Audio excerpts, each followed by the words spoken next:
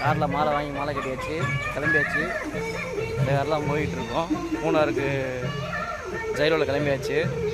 கல்லுப்புலேருந்து மூணாறு போகிற ரோடு தான். ஃபுல்லாக பனைமரமாக இருக்குது. இந்த ரோடு எங்கே இருக்குன்னு கமெண்ட் பண்ணுங்கள், யாரும் தெரிஞ்சவங்க.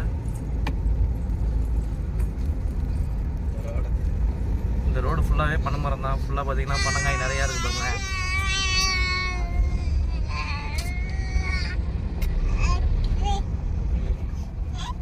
இதுதான் புத்து கோயில்.